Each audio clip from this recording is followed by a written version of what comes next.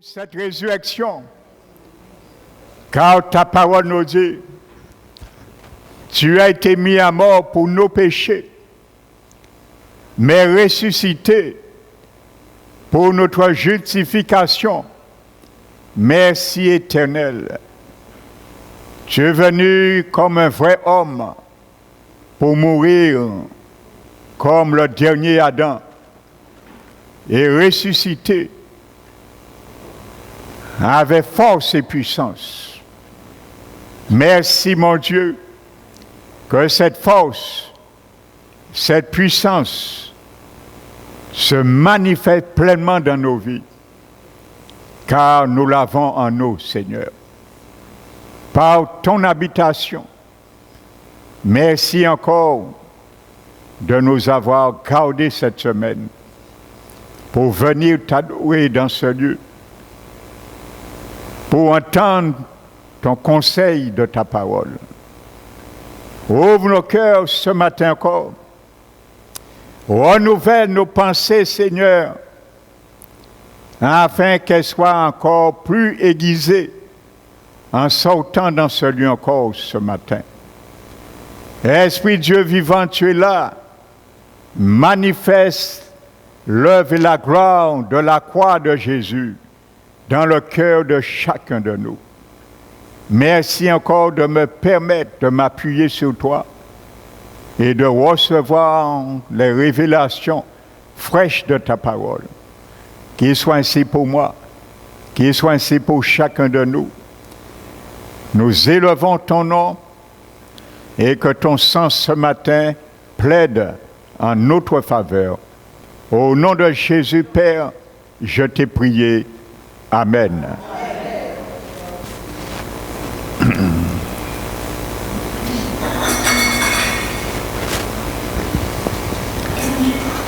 Donc je vous bénis, frères et sœurs, et soyez pleinement bénis. Alléluia.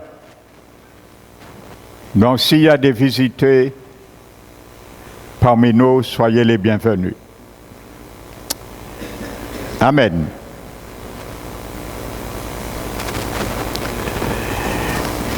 La parole de Dieu nous dit, dans Romains 8, 24, c'est en espérance que nous sommes sauvés.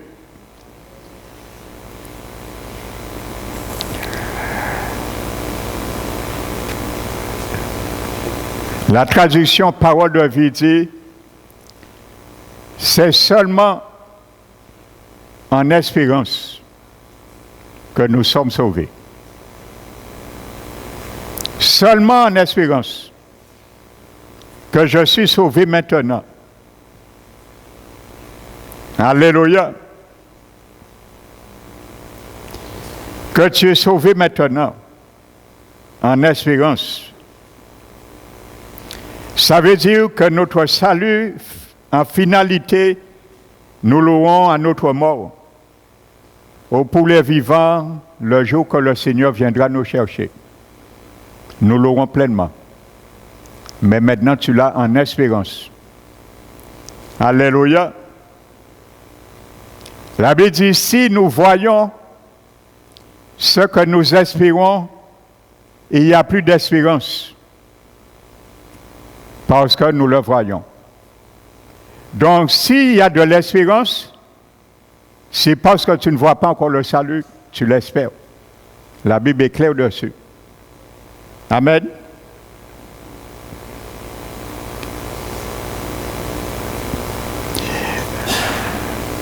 La parole de Dieu nous dit, Philippiens 2,12. Alléluia. De travailler à notre salut avec crainte et tremblement. Amen. Si le salut est déjà acquis, pourquoi je dois le travailler, mon frère, ma soeur? Explique-moi cela. Et en plus avec crainte et tremblement. Travaillez, mettez en œuvre votre salut Littéralement. Littéralement, la Bible dit prouve que tu es sauvé. Amen. Donc il y a une manière de prouver que tu n'es pas encore sauvé. Mettez en œuvre votre salut. Prouve que tu es sauvé. Amen. Alléluia. Je disais dimanche dernier, je vais continuer. Vous connaissez un employeur qui paye à l'avance?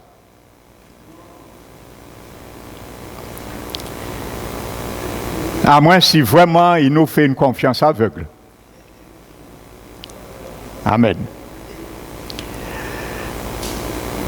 La façon de faire est de passer un contrat qui stipule que vous devez faire votre travail. Vous serez payé à la fin du mois. Jésus viendra avec aussi sa rétribution. Ça veut dire rendre le salaire à chacun. Donc tu ne l'as pas encore, mon frère, ma soeur. Il viendra avec sa rétribution. Le grand patron des patrons, il viendra te payer. Lorsqu'il viendra, il viendra me payer pour l'entretien de mon salut pendant tout mon pèlerinage terrestre. Alléluia.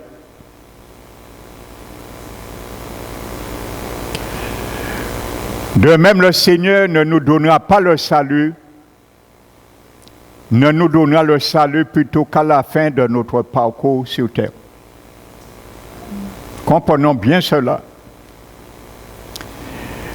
La comparaison avec le salut, car le salut est gratuit et nous ne méritons pas le salut. C'est gratuit. Donc pourquoi je dois m'efforcer à travailler à mon salut? C'est gratuit. Pourquoi tu dois t'efforcer à travailler à ton salut? C'est gratuit. Amen. C'est une pure grâce.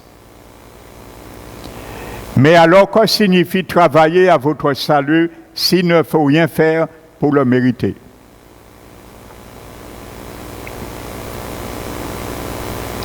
Alléluia. Donc je disais, quel est l'employeur qui va payer en avance? Alléluia. Et il peut te payer et tu peux partir avec l'argent et ne plus revenir. Hein? C'est des choses qui arrivent bien souvent. Imagine-toi, le Seigneur te donne ton salut. Définitivement, le jour où tu confesses de ta bouche, je te reçois comme mon sauveur Seigneur, et tu vas faire ce que tu veux avec ta vie, le Seigneur serait un insensé. Frères et sœurs, il faut l'admettre. Mais croyez-moi, il est Dieu. Il n'est pas un insensé. Il connaît le cœur de l'homme. Il connaît que le cœur de l'homme est tortué parmi tous. Qui peut le connaître si ce n'est lui-même? Alléluia. Lorsqu'on prête ces gens de l'évangile, on fait Dieu un insensé. Frères et sœurs, le Seigneur a tout son bon sens. Le Père que je sers a tout son bon sens. Le Père que tu sers, il a tout son bon sens. Alléluia. Il sait ce qu'il fait. Alléluia.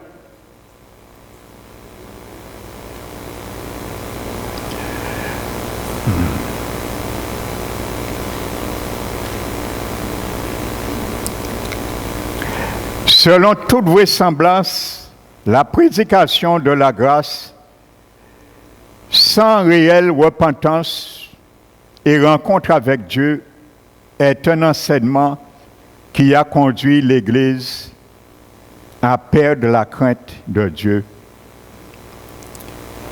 et à adopter la plupart des mœurs du monde. Voici ce que ces évangiles nous amènent. Amen. C'est une des raisons de son état de tiédeur actuel. Alléluia. Voici la raison de la tiédeur actuellement de l'Église du Christ. Je parle en général, pas parole qui restaure nécessairement. Alléluia. L'Église n'est plus bouillante, ne jeûne plus, ne craint plus Dieu. Toutes les forces lumières, on les accepte. Tout ce qui brille, on croit que c'est de l'or. Or, le plaqué or brille aussi, mais ce n'est pas de l'or. Voici ce que l'Église du Seigneur est devenue. Et je disais dimanche dernier, je le répète, s'il n'y a pas des serviteurs qui se lèvent maintenant pour dispenser la sainte doctrine que j'appelle les sentiers antiques, l'Église du Christ risque de devenir un dépotoir. Frères et sœurs, on amène ce qu'on veut, on fait ce qu'on veut, et le Seigneur doit tout accepter. Alléluia. Vous savez, si le diable vient parfois jeter sa poubelle de sa benne dans notre salon, l'Église du Christ n'est pas un dépotoir. Qu'est-ce que j'entends? Parfois le diable jette dans notre propre salon sa benne d'ordure et nous ne sentons pas l'odeur. Alléluia. Peut-être tu es en train de regarder un film d'horreur, ou un film, je ne vais pas nommer le nom. Eh bien, c'est le diable qui vient dans ta propre télé et déverse sa benne de poubelle dans ton salon, dans tes yeux. Parce que ça lui appartient, ces genres de films. Et nous ne sentons pas l'odeur. Frères et sœurs. Vous savez, lorsque vous suivez une voiture de la voirie, parfois vous êtes obligé de monter vos vitres. Frères et sœurs. Mais il y a certains, ça les fait ni chaud ni froid. Ils ne sentent pas cette odeur. Et il n'y a rien. Il n'y a pas de danger. Paul a dit, tout est permis. Mais disons bien ce que Paul a dit. Il a dit, tout est permis, mais tout n'est pas utile. Tout est permis, mais tout n'édifie pas. Un film d'horreur t'édifie. Un film porno t'édifie. C'est permis, est-ce que ça t'édifie? Je te pose la question. Et il y a beaucoup d'enfants Seigneur, ils se gavent avec ce genre de films. Alléluia. Frères et sœurs. Il faut dire les choses. Pourquoi? Parce que ces enseignements ont conduit l'Église à perdre la crainte de Dieu et adopter la plupart des mœurs du monde. On ne se démarque pas du monde. On veut faire comme le monde. Vous savez, lorsque nous commençons à nous rapprocher un peu du monde, ça devient grave. Les choses, les mœurs du monde. Et bien souvent, on ne voit pas notre chute future. Vous savez, Dieu avait interdit Israël, avant même la construction du temple, ne jamais aller adorer l'Éternel dans les hauts lieux.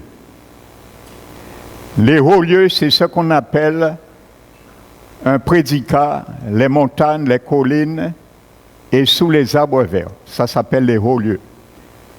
C'était les Cananéens qui adoraient leur divinité dans des montagnes, dans des collines, et c'était parsemé d'arbres verts. Donc quand la Bible dit de ne pas adorer, imiter les nations dans les lieux, hauts lieux, c'est cela. Vous savez, Salomon, avant la construction du temple, il allait adorer l'Éternel dans les hauts lieux. Il n'y avait pas encore le temple. Mais David, son père, malgré qu'il n'y avait pas encore le temple, adorait toujours à Jérusalem. Mais Salomon allait avec le peuple dans les hauts lieux. Au début, il adorait Dieu. Il n'allait pas là pour adorer des idoles. C'était pour amener le vrai culte de l'Éternel, mais pas dans le lieu approprié. Et vous savez, ça lui est resté une habitude. Et il a commencé après à aller dans les hauts lieux pour maintenant faire des autels pour ses femmes et adorer des divinités. Et c'est ça qui a fait sa chute. J'écoutais une vidéo l'autre jour, un pasteur est allé et il lui a été permis de dialoguer avec Salomon en enfer. Et Salomon était en train de pleurer avec regret, disant à cet homme qu'il pensait, malgré sa désobéissance, il ne pensait jamais que Dieu lui aurait retiré le salut. Et il a dit que tous les proverbes qu'il a fait, particulièrement il a parlé de vanité des vanités, aujourd'hui, ce même qu'il a dit, vanité des vanités, maintenant témoigne contre lui-même en enfer parce qu'il ne sortira plus jamais. Alléluia. Et regardez comment le Seigneur a chéri Salomon. Frères et sœurs. Alors, gardons-nous, frères et sœurs, de cela. C'est devenu une habitude et ensuite c'est devenu un principe. Les habitudes de ce monde des mauvaises pensées peuvent venir une coutume dans notre vie. Prenons garde à cela, frères et sœurs.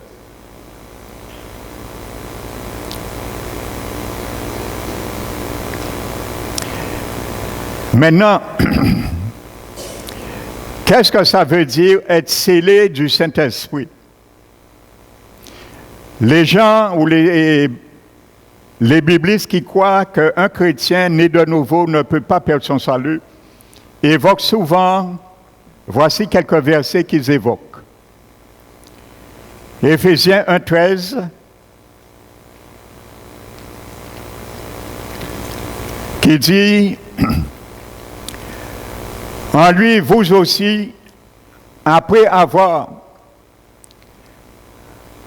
entendu l'évangile de votre salut, la parole de vérité, en lui vous avez cru et vous avez été scellés du Saint-Esprit qui avait été promis, qui est le gage de votre héritage pour la rédemption que Dieu s'est acquis afin de célébrer sa gloire. » Je vais vous lire une version qui est très proche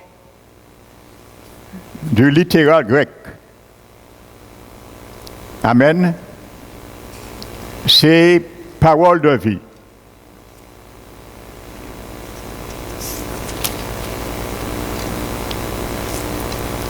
Écoutez ce qu'il dit.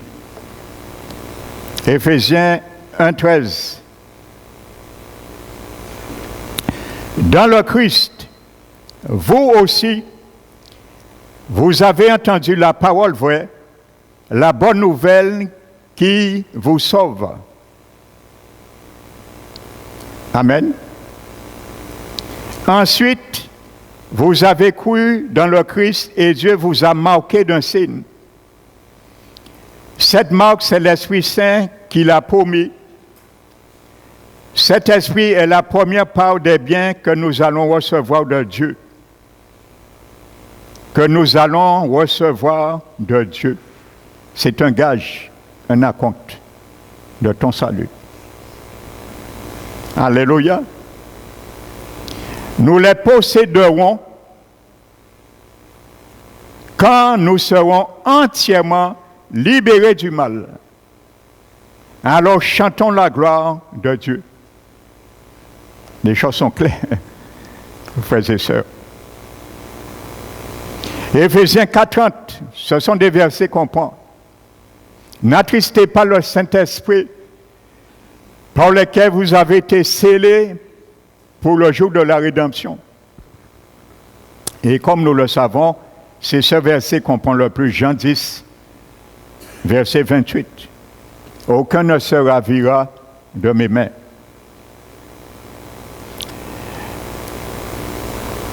Vous savez, le mot gage en grec, dans le grec moderne, c'est le mot arabon. En grec moderne, cela veut dire bague de fiançailles. Amen. Quand tu es fiancé, es-tu déjà marié? Quand tu es fiancé, peux-tu rompre le fiançailles? Oui. Donc, tu es fiancé, je suis fiancé actuellement avec Jésus. Nous ne sommes pas encore mariés. Donc, les fiançailles peuvent se rompre. Arabon, bague de fiançailles en grec moderne. Alléluia. Le gage. Ne la perds pas. Ne saute pas ce gage, mon frère, ma soeur. Alléluia. Scellé du Saint-Esprit veut dire que nous avons changé de père. D'esclaves que nous étions, le Seigneur est venu nous acheter sur le marché du monde et il a mis une marque sur nous. Autrefois, sur les marchés, quand une marchandise changeait de propriétaire, le nouveau propriétaire mettait son cachet sur la marchandise. Donc, nous sommes la marchandise, si je peux dire, de Jésus. Il a mis son cachet sur nous. Amen. En signe d'appartenance, ce cachet, c'est l'Esprit Saint. Alléluia.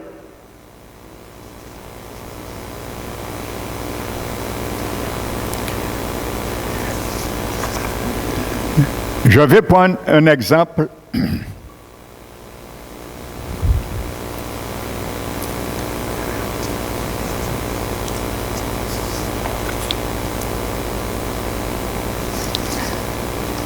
Supposons que quelqu'un achète des sacs de blé. Donc, il met son cachet sur chaque sac. Parce que ça lui appartient. Il a acheté. Puis, il charge des chariots avec les sacs marqués pour les amener dans sa maison.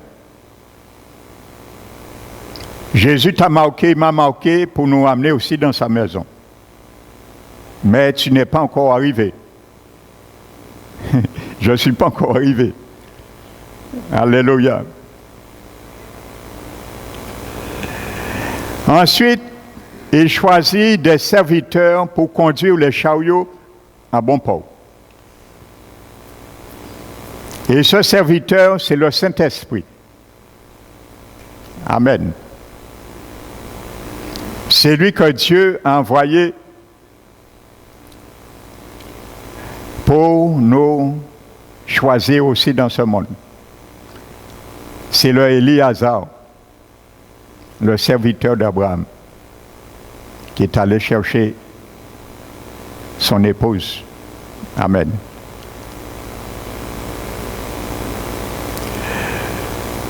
La route maintenant est longue, parce que si nous vivons, la route est longue aussi pour nous. Amen. Notre pèlerinage est long. Et il y a des gens qui ont reçu le Seigneur à 20 ans. Et ils sont morts à 80 ans. 60, années de route. La route est longue. Frères et sœurs. Alléluia. Moi, ça fait 47 ans. Je parcours encore. Frères et sœurs. 47 années. J'ai reçu le Seigneur dans ma vie. La route est longue, chaotique, dangereuse parfois. Et certes, il y a des dangers qui nous guettent chaque jour. Et comme je l'ai déjà expliqué, c'est les ruses de l'ennemi pour nous détourner, pour nous faire accepter d'autres pensées, et ainsi de suite. Donc maintenant, par cela, certains sacs se déchirent avec les secousses, d'autres tombent, s'écrasent, des sacs s'écrasent les uns sur les autres, etc. Si les serviteurs ne font pas attentifs au chargement lorsqu'ils arrivent à la maison du propriétaire, le chargement n'est plus complet. Amen. Les sacs déchirés ne sont plus vidés, se sont vidés plutôt en route. Les sacs tombés ont les grains pollués et inutilisables. Alléluia. Pourtant, ils ont été scellés et la marque du propriétaire. Mais celui-ci ne pourra rien faire des sacs craqués. Donc c'est exactement ça, le salut. Amen. Ni les grains souillés. Alors qu'est-ce qu'il fait? Il y a une seule chose à faire. Qu'est-ce qu'il fait? Il brûle les grains. Il ne peut plus les utiliser. Mais au début, il avait comme objectif de les utiliser.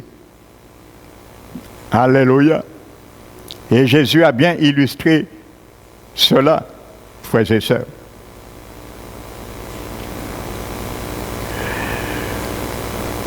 Dans cette histoire, pour nous faire comprendre que scellé du Saint-Esprit ne veut pas dire qu'il est impossible d'être perdu.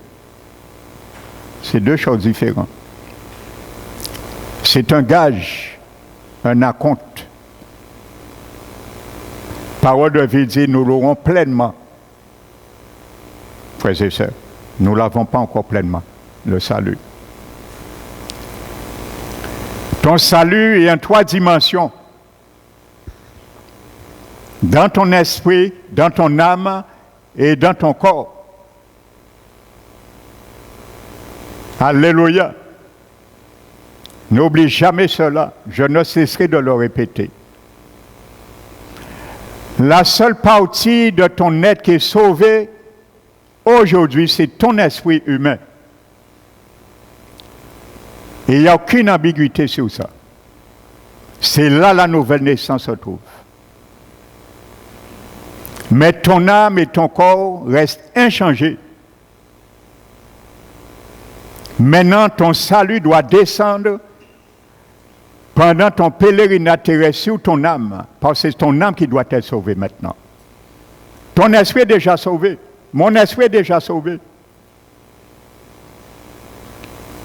Maintenant, c'est mon âme qui est en train d'être sauvée. Et à cela, mon corps sera en définitive sauvé et recevra sa rédemption. Le salut est en 3 niveaux, frères et sœurs, 3 étapes. Comprenez bien aujourd'hui. Et quand la Bible dit, quand j'entends tu perds ton salut, c'est parce que ton âme n'était pas prompte à sauver ton esprit qui est déjà sauvé. Et il a pris en otage. Et il a mis une amalgame entre l'ordre que Dieu voulait établir, esprit, âme et corps. Mais nous avions voulu rester âme, esprit et corps. C'est l'âme qui doit toujours maintenir les arènes. Même quand notre esprit dit, il ne faut pas faire ça, l'âme dit, j'ai l'habitude de le faire, je le ferai. Même quand notre esprit nous dit, ne parle pas ainsi, notre âme dit, mais c'est toujours comme ça, je parle, je ne peux pas changer. Même quand notre esprit nous dit ne va plus là, ne va plus dans les hauts lieux, comme le monde, le système du monde. Tu dis, ton âme dit à ton esprit, conduit par l'Esprit Saint, bien sûr, qui vit dans ton esprit. Mais il n'y a rien de grave de ça. Parce qu'on t'a dit, il n'y a rien de grave dans ça. Tu répètes ce qu'on t'a dit, mais tu ne répètes pas ce que Jésus a dit dans la Bible. Alors penses-tu rentrer au ciel avec une âme qui n'a pas été changée? Jésus a dit, si quelqu'un veut me suivre, qu'il renie son âme. Renie son âme. La manière son âme agissait, il doit le renier. Plus penser comme avant, plus marcher comme avant, plus parler comme avant, plus faire comme avant, renier son âme. Et il a dit, celui qui perdra son âme ou sa vie dans certaines traditions, mais dans le grec c'est psyché. Quand Jésus dit, celui qui perdra son âme, la retrouvera. Ça veut dire perdre l'état ancien de son âme. Ne plus aimer cela. Comme je disais dimanche, il y a des chrétiens qui disent, moi, c'est qu'on sent, il n'y a pas de peut faire changer. Il faut renier ça. Renier ce système de ton âme. Et tu retrouveras la vie en réalité de ton âme. C'est ça que Jésus expliquait. Mais pour cela, il nous a donné un moyen et un mode d'emploi. Le mode d'emploi, c'est quoi? Jésus l'a dit. C'est prendre et se charger de sa croix. Si tu ne charges pas de ta croix, tu ne pourras pas crucifier l'âme, le vieil homme qui est dans ton âme. Il faut la croix. C'est là qu'on crucifie. C'est là qu'on crucifie les rebelles. C'est là qu'il faut crucifier la rébellion dans mes pensées, dans ma volonté, dans mes désirs, mes affections. Jésus a dit qu'il peut charger de sa croix et qu'il me suive. C'est que comme ça tu peux tuer l'ancien raisonnement de ton âme. Alléluia.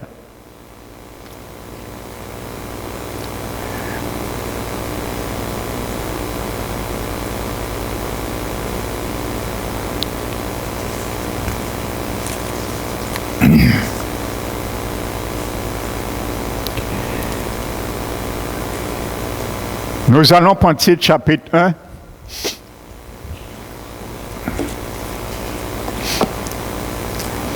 J'aime beaucoup cette version. Parole de vie. Alléluia.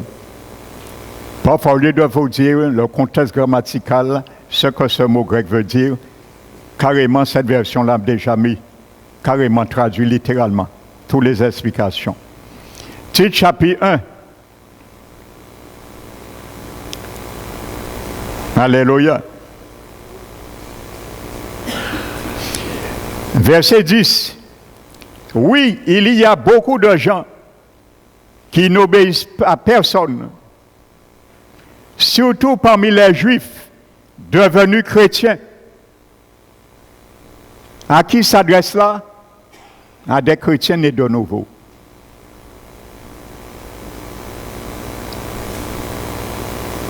Frères et sœurs, devenus chrétiens.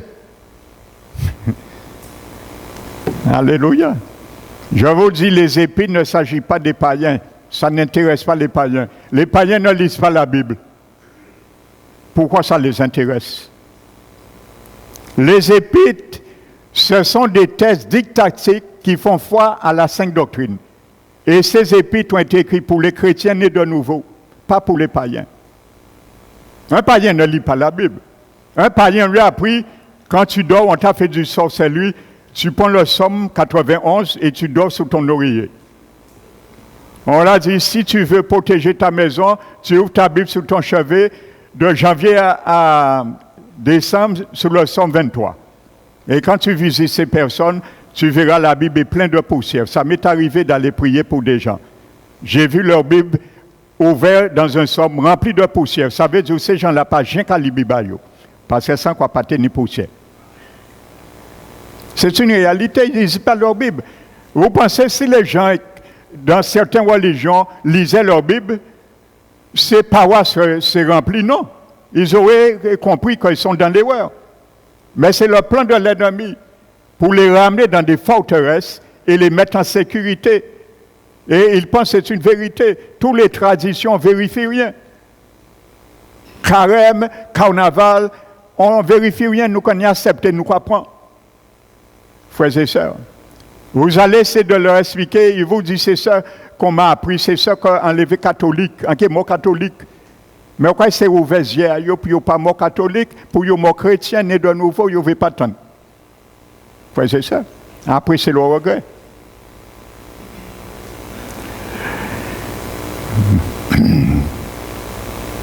Regardez 1 Corinthiens 6, 8, 10.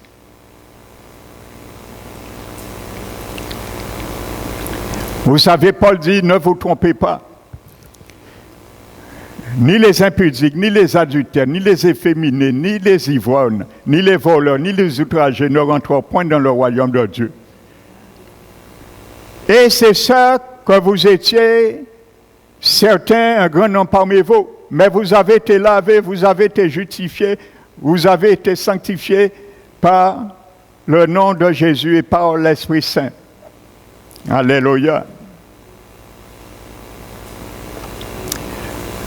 Je vais vous lire la version Parole de vie. Verset 10, 8 à 10.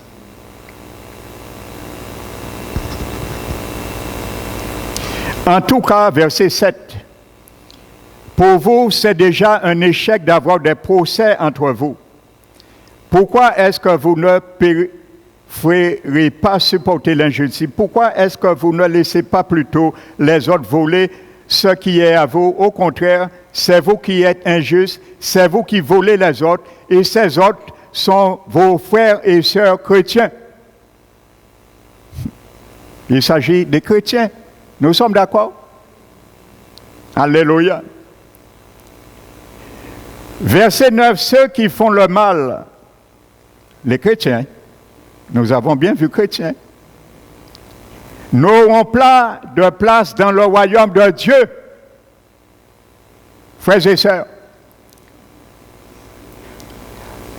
vous ne savez donc pas cela? Attention, comprenez bien ceci. Ceux qui ont une vie immorale, oh, dans l'Église du Christ, il n'y a pas ça. Ceux qui adorent les faux dieux, oh, dans l'Église du Christ, il n'y a pas ça. Vous vous rappelez le frère Loison, je vous avais témoigné, sa mère était guimboiseur. Dieu a fait grâce avant qu'elle meure. Elle accepte le Seigneur. Et nous étions dans une église avant, pas dans celle-là. Une église, je les avais amenés. Et un dimanche, après le culte, il rentre chez sa mère, visiter sa mère. Et qu'est-ce qu'il voit? Il voit une sœur de l'église qui était chez sa mère et maman était qu'à garder des affaires pour lui. Une sœur de l'église, nous étions ensemble. Frères et sœurs, vous ne savez pas ce qui se passe dans les cœurs des chrétiens, mais Dieu connaît. Ceux qui sont adultères, les hommes qui couchent avec des jeunes gens, les voleurs, les avares, ceux qui boivent trop. Je n'ai pas dit chrétien, arrêtez de boire. Je n'ai pas dit Dieu regarde dans mon cœur. Et un pasteur, un jour, il fait midi comme ça. Dieu connaît faiblesse, ça peut condamner. Un pasteur. Vous voyez, quand un pasteur raisonne comme ça, comment ces brebis font raisonner? Nous qui devons donner l'exemple. Mais on ne veut pas souffrir pour Christ. Pour lâcher quelque chose, abandonner quelque chose, c'est un sacrifice. Frères et sœurs. J'expliquais vendredi, louer l'Éternel quand tout va bien. Ce n'est pas un sacrifice. Mais louer l'Éternel quand les choses ne vont pas bien, ça c'est un sacrifice. Quand il me dit, rendez à Dieu sans cesse, par Jésus-Christ, un sacrifice de louange qui consiste les fruits des lèvres qui confessent son nom. Frères et sœurs.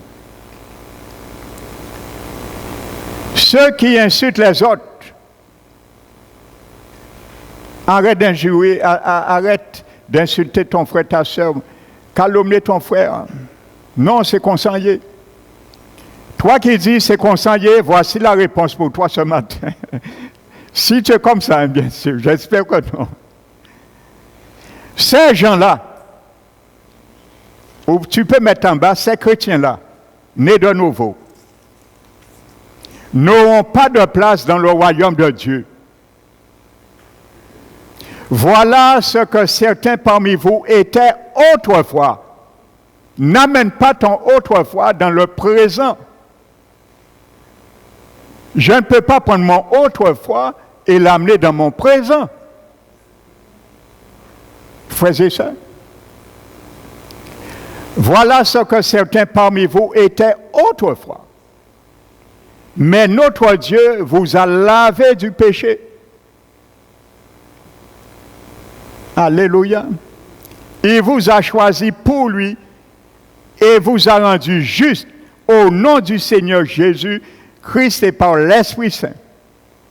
Là, tu ne vas pas me dire, c'est un chrétien qui n'était pas né de nouveau.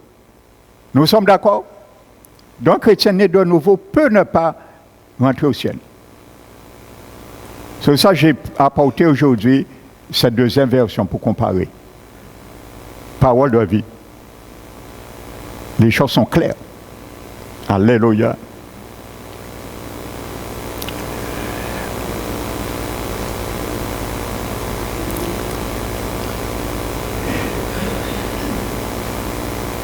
« 1 Corinthiens 15, 2.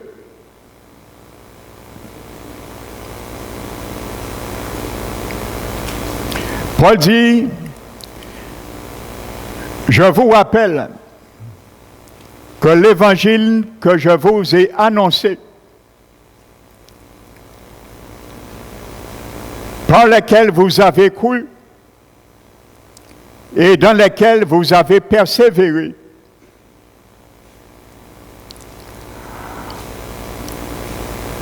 et par lequel vous êtes sauvés, si vous les retenez dans les termes que je vous ai annoncés.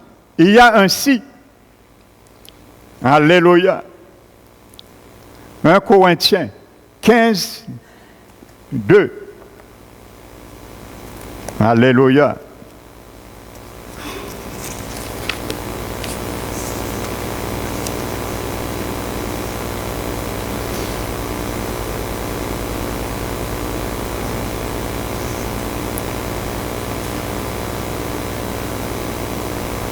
Je lis la version Parole de vie, verset 1.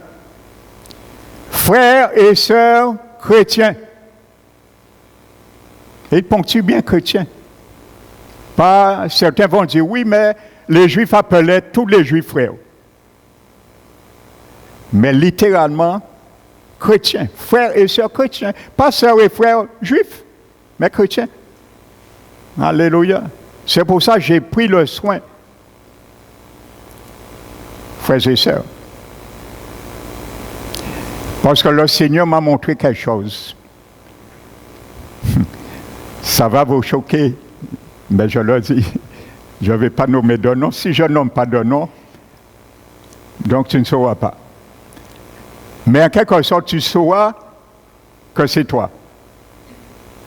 Le Seigneur m'a montré, il y a un frère et deux sœurs ici qui ne sont toujours pas d'accord qu'un chrétien né de nouveau peut perdre son salut. Le Seigneur me l'a montré. Alléluia. Je ne vais pas dire ces noms et c'est quelque chose que je garderai pour moi. Pour troubler quiconque. Donc si j'insiste comme ça, c'est parce que je veux que ces trois personnes soient sensibilisées avec la parole de Dieu. Amen. Le Seigneur parle, il révèle. Alléluia. Je me tiens devant Dieu. Alléluia. Paul avait dit, l'ange de l'Éternel que je sers. Alléluia. Écoutez ce qu'il dit. 1 Corinthiens 15, verset 1. Frères et sœurs chrétiens, je vous rappelle la bonne nouvelle que je vous ai annoncée. Vous l'avez reçue. Ce n'est pas quelque chose qu'ils vont recevoir, vous l'avez reçue. Et aujourd'hui encore, vous êtes attachés à elle. Cette bonne nouvelle vous sauve.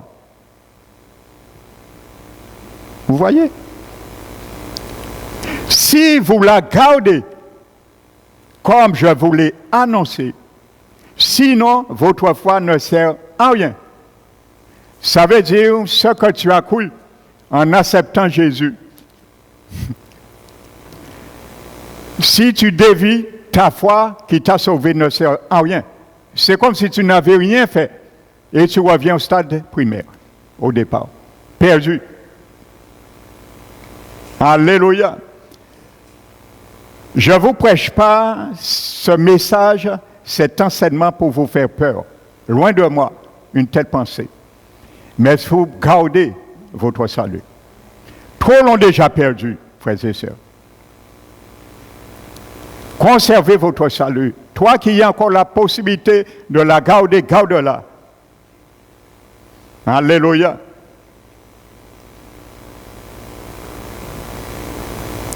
Donc, est-il possible un chrétien d'abandonner carrément la foi? Oui. Nous venons de le voir.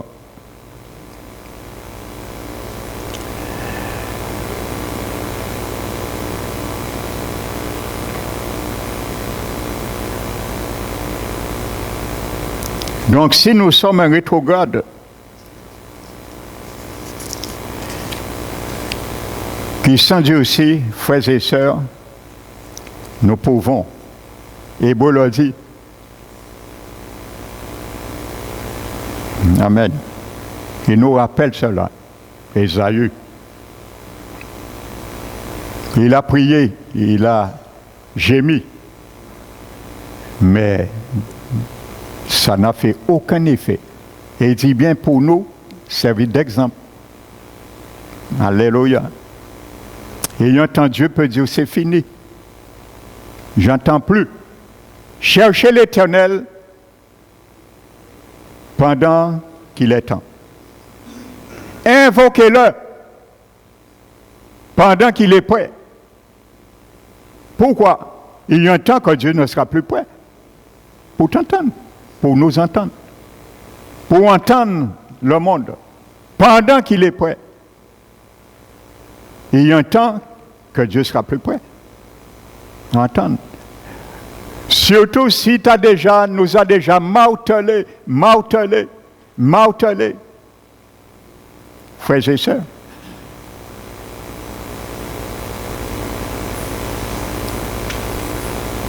Beaucoup, Timothée a dit dans Timothée 1,19, beaucoup ont endurci leur conscience et ils ont perdu la foi. Et la foi fait naufrage.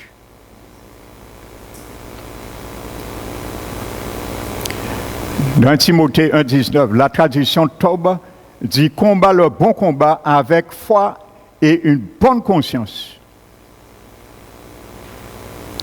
Quelques-uns l'ont rejeté, cette bonne conscience. On peut rejeter notre bonne conscience que nous avons au début. Et leur foi a fait naufrage. Alléluia. Quand notre conscience nous parle, témoigne que nous nous éloignons de la foi, transmet une fois pour toutes, frères et sœurs. Amen. C'est ce qui est arrivé à Salomon.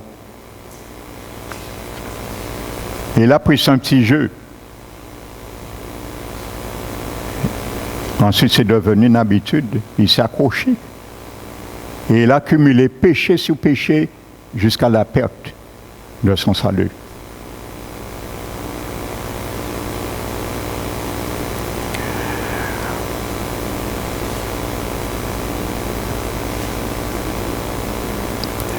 Nous avons appris à connaître la vérité. Hébreux 10, 26, 27, 29, notez, versets 26, 27, 29. La Bible nous dit un chrétien qui retourne sciemment dans une vie de péché, ce qui l'attend, c'est le jugement et un feu terrible. Amen. La persévérance est requise pour aller au ciel. Je le répète, il n'y a aucune promesse dans la Bible qui sont inconditionnelles. Toutes les promesses sont conditionnelles. Ça n'existe pas.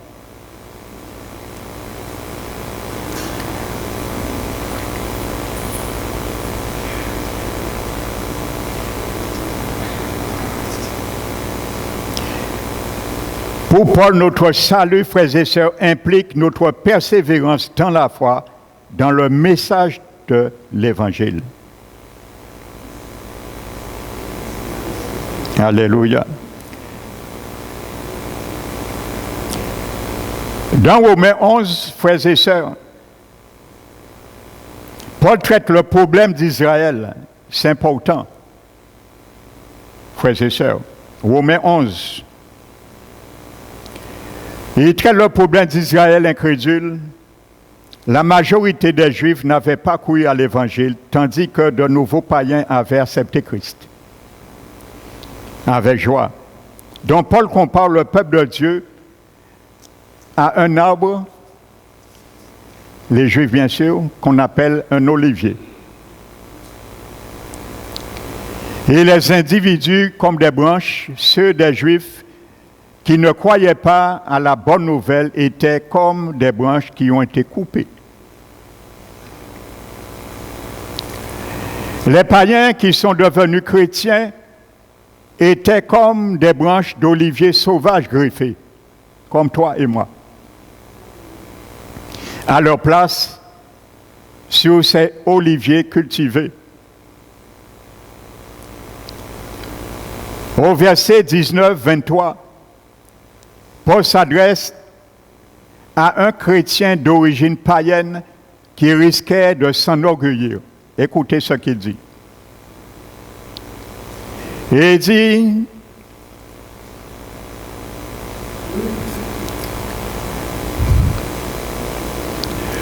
je vais continuer avec la version Parole vivante.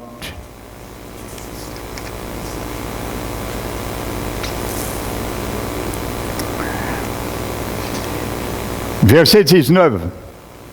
Tu vas dire, on a coupé des branches pour que moi, toi et moi, soient greffés. C'est vrai.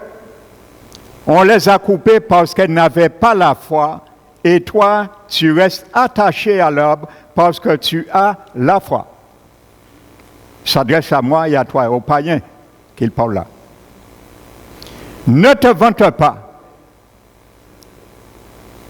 Mais tu dois plutôt avoir peur.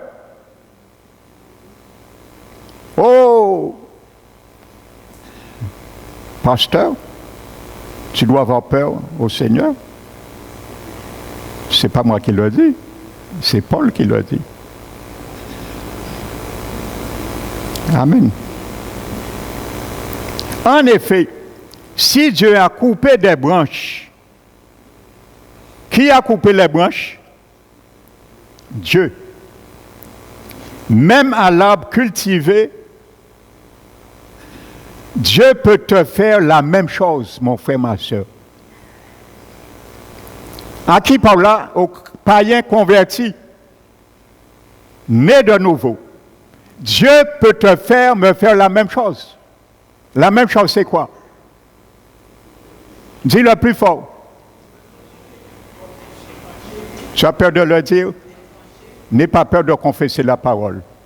Il est marqué de peur d'être tranché. Alors, regarde.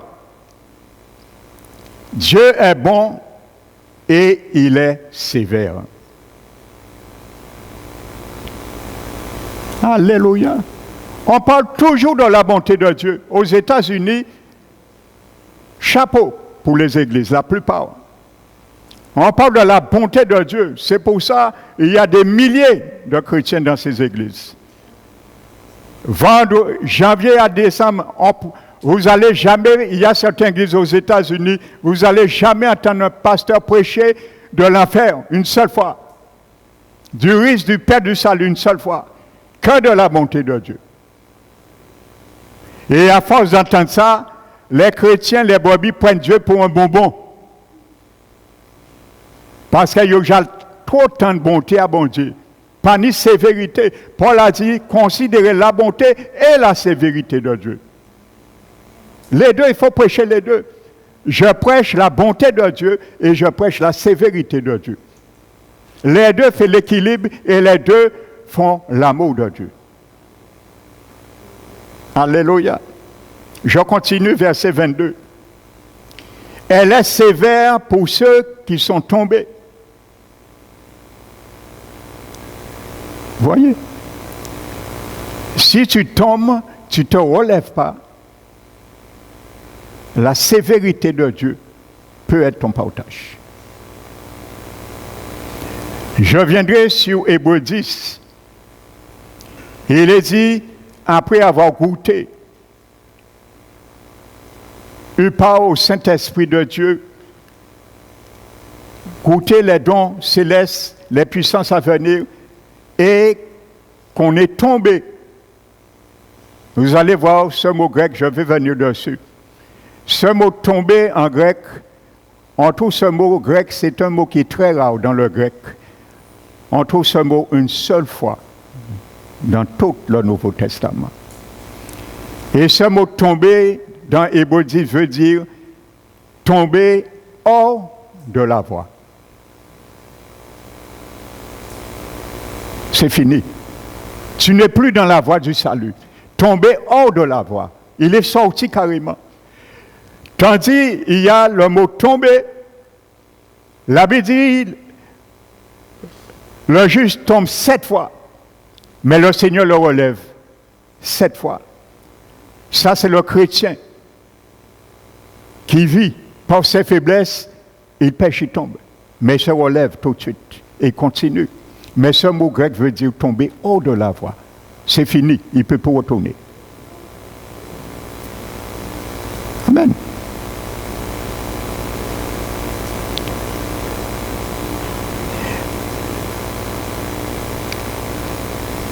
Alors regarde, Dieu est bon et il est sévère. Il est sévère pour ceux qui sont tombés. Il est bon pour toi si tu vis dans sa bonté. Il est bon, mais vis dans sa bonté. Frères et sœurs. Il est bon, garde-moi Seigneur à continuer à vivre dans ta bonté. Sinon, tu seras coupé, toi aussi, comme une branche.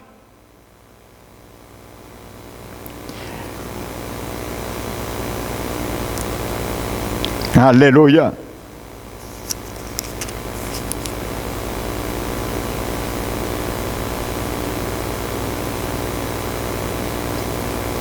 Je m'arrête sur ce verset.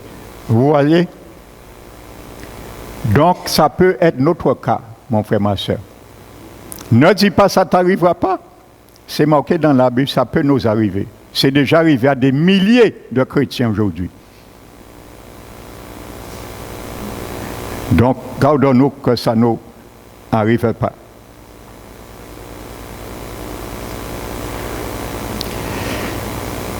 Et il y a aussi, certains prennent 1 Jean 5, verset 13, qui dit que nous pouvons savoir que nous avons la vie éternelle. Si la vie éternelle peut être terminée, c'est des raisonnements. Hein? J'ai recherché un peu, recueilli un peu certains raisonnements qui tournent et gravitent autour de l'assurance du salut. Ça veut dire, une fois sauvé, toujours sauvé. C'est un titre aujourd'hui qu'on donne et on appelle théologie, l'assurance du salut. Donc on dit que si on a la vie éternelle, si la vie éternelle peut être terminée, comment peut-on la considérer comme éternelle? Il est vrai que la vie éternelle demeure pour toujours. Elle ne peut cesser, oui. Mais le Nouveau Testament nous avertit à maintes reprises que notre privilège de participer à cette vie éternelle dépend directement de notre persévérance à demeurer en celui en qui cette vie est rendue disponible aux hommes. La vie éternelle, c'est Jésus. Quand Jésus rentre en toi, tu as la vie éternelle. Amen. Quand il entre en moi, j'ai la vie éternelle.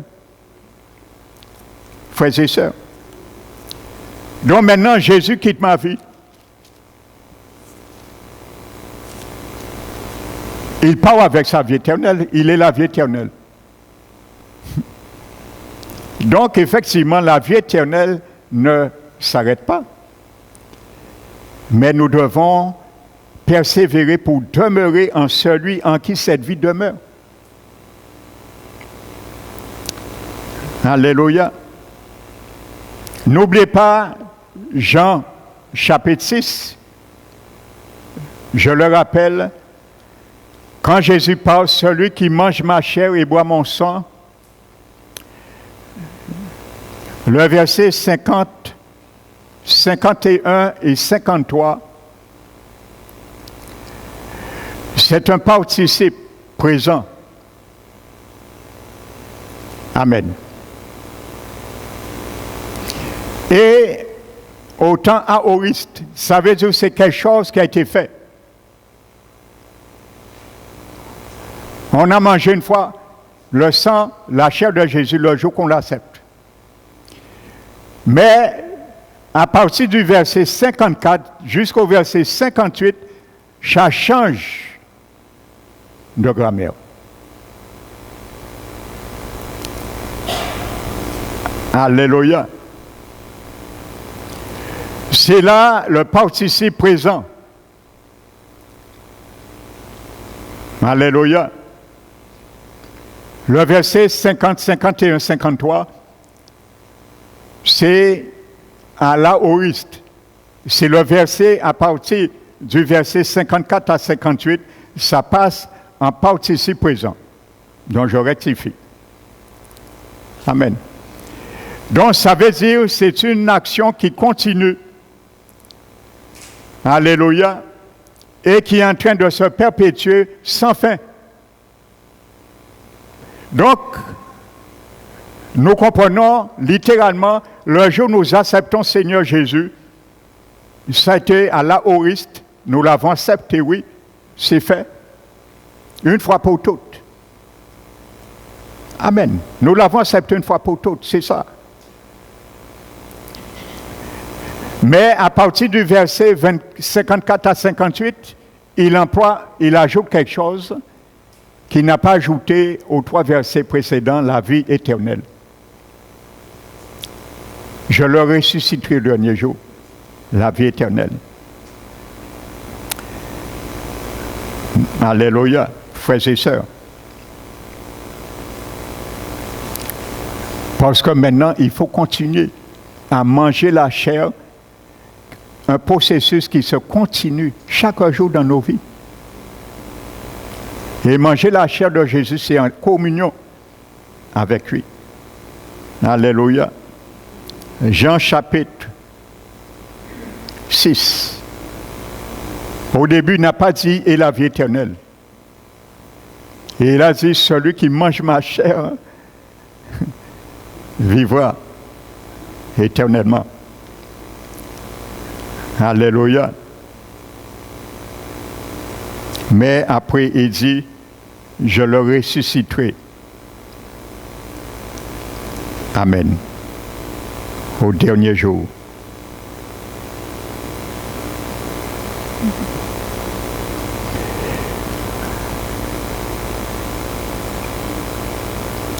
Donc, je disais, si nous cessons de demeurer en lui, la vie éternelle continue. Parce que la vie éternelle ne s'arrête pas. Jésus ne meurt plus. Mais notre participation à cette vie prend fin. Alléluia.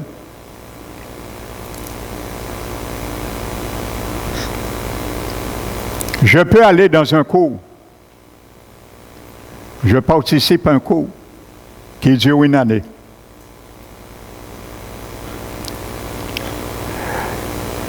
Un jour, je décide de ne plus aller au cours. Ce n'est pas parce que les cours ne continuent pas. Je ne fais plus partie des cours. Je me suis retiré, mais les cours continuent. Donc la vie éternelle, c'est pareil. Ce n'est pas parce que nous sommes retirés de la vie éternelle s'arrête.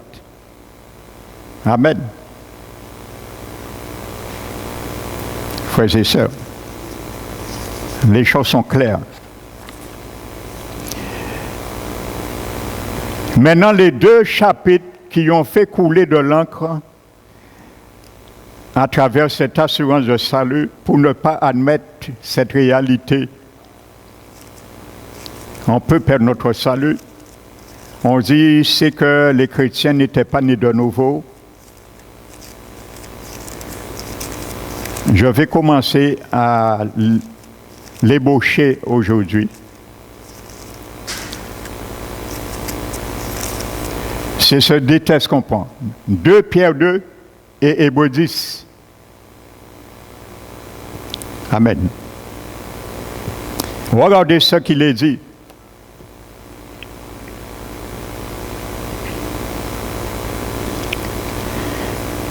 Je prends partie du verset 20. En effet,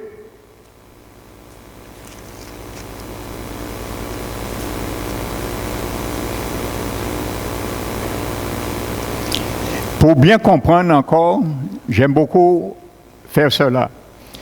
Pour bien comprendre qu'il s'agit toujours de chrétiens et de nouveau, allons à l'introduction de la salutation de Pierre dans cette lettre, chapitre 2 Pierre, chapitre 1, verset 1. Donc tu vas voir tout de suite, il s'agit des chrétiens nés de nouveau. Simon Pierre, serviteur et apôtre de Jésus-Christ, à ceux qui ont reçu un partage une foi du même prix que la nôtre. Est-ce que c'est des chrétiens de nouveau? Oui. Il parle à ceux qui ont reçu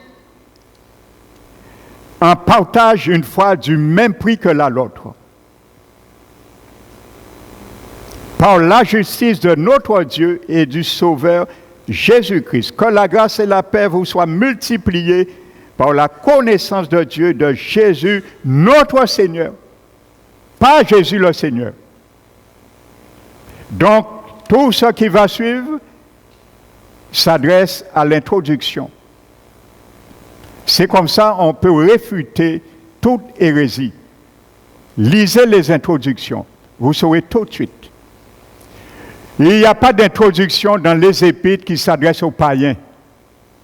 Toutes les introductions, lisez-les, s'adressent aux chrétiens nés de nouveau.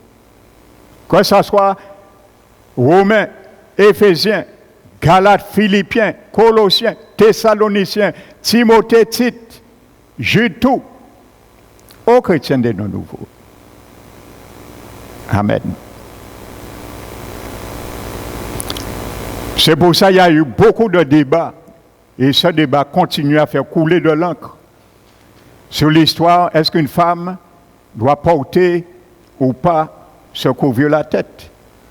Parce que beaucoup ont dit que c'était, Paul parlait de contexte culturel. Paul n'a pas perdu son temps à prendre tant de temps de traiter quelque chose du monde. Paul traitait quelque chose qui existe et qui existe dans toutes les églises, dans tous les siècles. Et ça, j'ai porté un enseignement sur ça. Amen. Les choses sont claires. Mais vous savez, comme on ne veut pas changer, On ne veut pas changer notre façon de faire. Alors on cherche à contourner les écrits de Paul. J'ai entendu des chrétiens insulter l'apôtre Paul à cause de cela. On l'a traité toutes sortes de choses. Macho, disant Paul pas aimé les femmes de l'Église. Il les insultait, il les humiliait. Frères et sœurs, c'est grave. Un serviteur qui est déjà à la présence du Seigneur, vous méprisez, vous calomniez, parce qu'il donne ce que Jésus l'a révélé dans sa parole. Mais chacun est libre à obéir ou désobéir. Et il a dit à la fin, nous n'avons pas d'habitude de contester. Et aucune église, d'ailleurs. C'était la seule église qui contestait cela. Paul avait écrit à toutes les églises, frères et sœurs, toutes les églises. Je n'avais pas prévu de parler de cela, mais regardez ce qu'il dit en introduction. Et il dit dans toutes les églises du Christ, nous n'avons pas l'habitude de contester. Et il dit, jugez vous-même. Regardez ce qu'il dit pour bien comprendre le contexte, que Paul ne parlait pas contexte culturel, il parlait à l'Église. L'introduction, 1 Corinthiens, chapitre 1, l'introduction, parce qu'il traite ça à 1 Corinthiens 11. Verset 1, Paul, appelé à être apôtre de Jésus-Christ par la volonté de Dieu, et le frère Sosthène. À l'Église de Dieu, il s'adresse. Ce qu'il parle du voile, la couverture de la femme, Paul dit, il s'adresse à l'Église de Dieu qui est à Corinthe. Il s'adresse à ceux qui ont été sanctifiés en Jésus-Christ. Tu as été sanctifié en Jésus, ça t'adresse à toi. Saint par vocation et à tous ceux qui invoque en quelque lieu. Parole qui restaure, c'est un lieu. Ça s'adresse à parole qui restaure. Que ce soit le nom de notre Seigneur Jésus, leur Seigneur et la nôtre. Ça s'adresse à toutes les églises, pas à Corinthe. Donc il n'y a pas question, Paul parle de contexte culturel. Paul ne perd pas son temps à traiter ce que le monde a déjà traité. Ça ne l'intéresse pas. Paul parlait quelque chose qui se faisait et qui a toujours perduré dans les églises. Et c'est confirmé par l'histoire. Je vous ai donné toutes les époques, des dates depuis l'an 300 jusqu'à 1960. Les femmes étaient toujours couvertes dans les églises du monde. C'est avec l'émancipation a fait capoter cela et c'est rentré dans l'église du Christ. Et c'est à ce moment, on voit maintenant, la majorité des femmes ne se voilent pas. Je ne vais pas revenir sur ça. Pour ceux qui veulent entendre l'enseignement, c'est sur YouTube. C'est sur 3 parties. J'ai traité cela avec vraiment précision. Amen. Revenons à 2 Pierre. À 2 Pierre. Pardonnez-moi, frères et sœurs, c'est que le Seigneur m'a mis quelque chose dans mon cœur. J'aime dire la vérité. Si je cache la vérité, je me sens ma conscience. Je trahis ma conscience. Frères et sœurs. Donc, venons maintenant à 2 Pierre. Parce qu'on dit, ce n'est pas des chrétiens nés de nouveau là, ça intéresse. Mais je vais les détailler dimanche prochain, tu vas voir. En effet, verset 22, Pierre 2. Si après s'être retiré des souillures du monde, qui est dans la souillure du monde? Mon frère, ma soeur. Un inconverti, un païen, comme je l'étais. En tout cas, boire, en tout cas, fumer, en tout cas, droguer, en tout cas, mentir, en tout cas, faire cocaine pour entrer en balle, tout ce qu'on peut dire. J'étais dans les souillures du monde. Amen. Par la connaissance de notre Seigneur et Sauveur Jésus. C'est ça qui m'a retiré. Il t'a retiré. Et s'il s'engage de nouveau, mes frères et sœurs, ce n'est pas très simple de comprendre cela. Nous étions dans les souillures du monde. Nous étions condamnés païens. Jésus nous a retirés, il nous a mis dans son royaume. Donc, la Bible dit, nous pouvons retourner de nouveau dans les souillures du monde. Est-ce qu'un païen est déjà sorti dans les souillures du monde? Comment, s'il n'est pas sorti, il peut retourner? Mais il est déjà dedans. Alléluia. Nous n'avions pas besoin de faire 5 années d'études de théologie, doctorat, pour comprendre cela quand même, frères et sœurs. Pour retourner, il faut déjà sortir. Mais si nous sommes dedans, nous ne sommes jamais sortis, comment nous allons retourner? Il y a des enfants quand même à 10 ans peuvent comprendre ce raisonnement. Frères et sœurs, même pas chrétiens. Même sans l'Esprit de Dieu, raisonnement, on peut comprendre cela, frères et sœurs. S'ils engagent de nouveau et sont vaincus. L'idée n'est pas s'engager, il y a beaucoup qui s'engagent, ça a été mon cas. Je l'ai déjà dit, je n'ai pas honte de le dire. Je glorifie le Seigneur quand je le témoigne. C'est pour montrer sa grandeur de sa bonté envers moi. Il m'a retiré. Il s'engage. Mais le malheur, c'est se laisser vaincu. On peut s'engager un moment, mais revenir à la raison. Dis, mais quand qu'a fait l'homme? Revenir au Seigneur. Mais la Bible dit, il se laisse vaincre de nouveau. Alléluia. Leur dernière conviction est pire que la première. Un chrétien peut devenir pire qu'avant d'être chrétien, oui. C'est marqué, ce n'est pas moi qui le dis. Vous vous rappelez, je vous ai dit, Matthieu 12, verset, je crois, 43, 47, 44. Lorsqu'un esprit quitte un corps et retourne, avant d'y entrer, il voit la maison ornée et balayée. Le mot grec, je vous disais, qui est traduit par orné, balayé, c'est le mot kosméo, veut dire maquillage, déguisement. Dont la personne est retournée dans son péché, ses manières de vivre, ses souillures. Il a balayé la sainteté de Dieu dans sa vie et il a orné les souillures de nouveau dans son âme. L'esprit, maintenant, il y a une porte qui est ouverte. Parce que la maison est préparée pour cela. C'est ça que Jésus explique. On est balayé. Parce qu'on balaye la pureté de Dieu dans nos vies. On balaye la sainteté de Dieu dans nos vies. Mais on orne ce qui est du monde dans nos cœurs.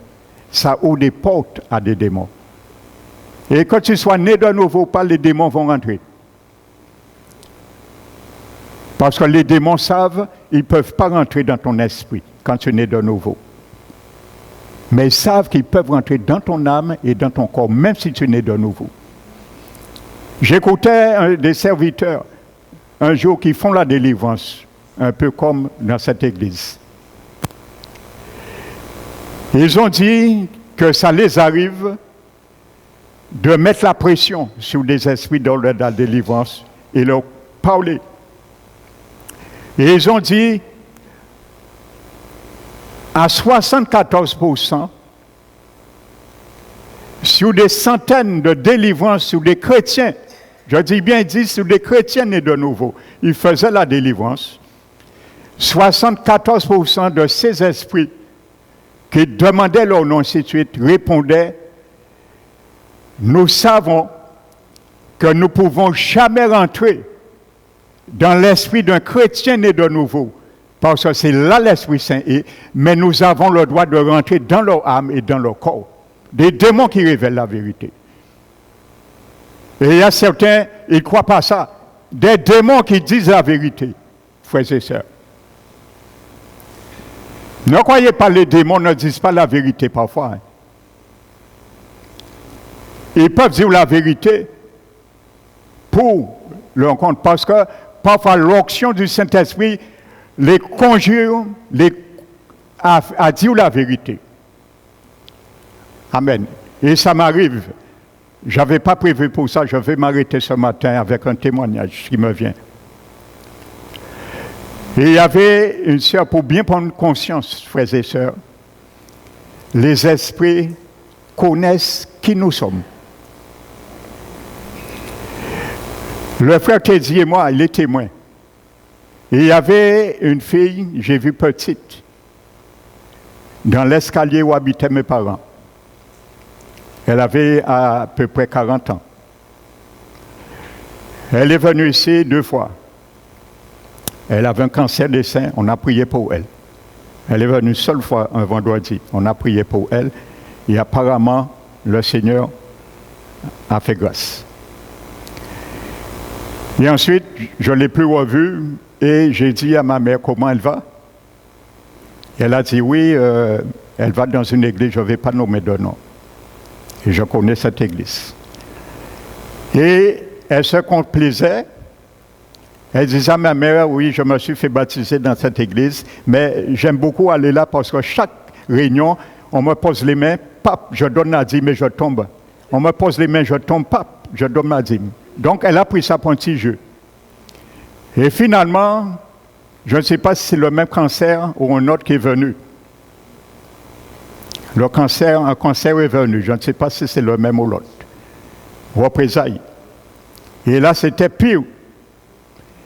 et là, elle a fait appel à moi. Je suis allé chez elle, j'ai prié pour elle, j'ai fait la délivrance à domicile. Mais j'ai constaté, à chaque fois, il y avait un esprit. Je ne sais pas si c'est l'homme fort ou le chef, parce que l'homme fort, c'est lui qui sort en dernier, bien souvent. L'esprit montait à l'intérieur et quand l'esprit arrivait dans sa gauche, tout ce que je disais, faisait, l'esprit redescendait.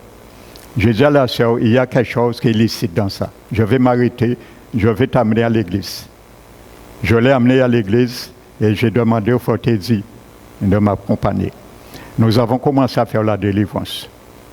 Rien ne fait. Nous sommes assis, j'ai dit le frère Teddy, nous allons nous asseoir un moment. Nous avons mis la pression sur l'esprit, nous avons ordonné de s'identifier. Écoutez bien,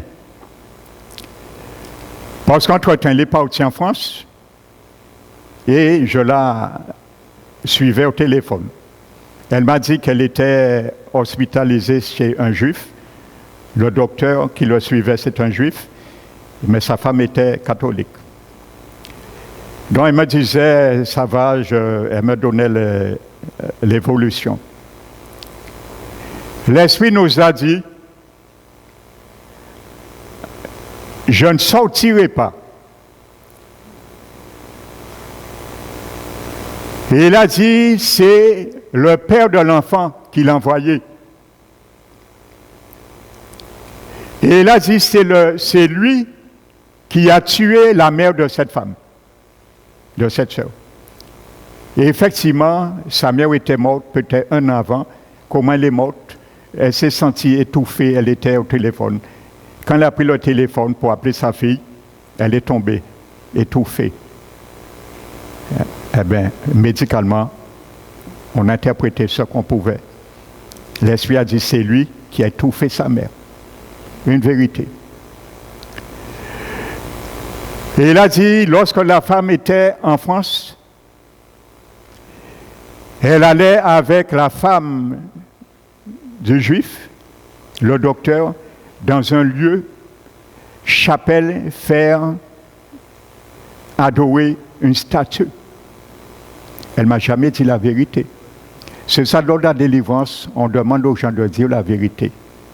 Parce que ça peut être grave pour eux. Elle a caché ça, elle ne m'a pas dit.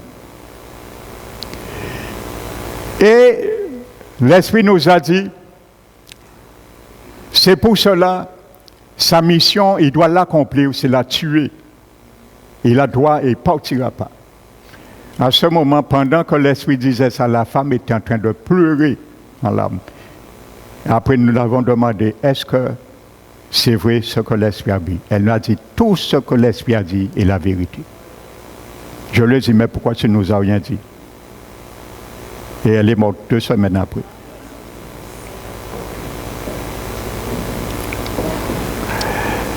Alors, frères et sœurs, prenons au sérieux la parole de Dieu. Le monde spirituel est un monde réel et dangereux. Amen. Frères et sœurs, on a prié pour elle. On a fait la délivrance, certes, mais elle est quand même morte. Peut-être la simple des choses, elle m'aurait dit la vérité, ça aurait été plus facile. Frères et sœurs. Donc que le Seigneur soit glorifié. Frères et sœurs, restez bénis. Que ce message ne vous fasse pas peur. La baiser, dans l'amour parfait de Dieu, la crainte n'existe pas. Alléluia. Donc reste dans l'amour du Seigneur, la crainte n'existe pas. Celui qui se garde, l'ennemi ne le touche pas. Alléluia. Donc tout ce que nous avons vu, si tu avais gardé, si m'avais gardé, reste dans la paix. Dors dans la paix. Même s'il y a soulèvement, dis à l'ennemi, calme-toi. Alléluia. Calme-toi. Car je suis dans ma position contre toi. Mais soyons réels, vrais avec le Seigneur. Ce qu'on ne voit pas dans le cœur, le Saint-Esprit le voit et il le connaît. Alors donnons-lui, offrons-lui la facilité quand il le faut pour notre bien-être. Soyez bénis, frères et sœurs. Nous allons bénir notre Dieu maintenant.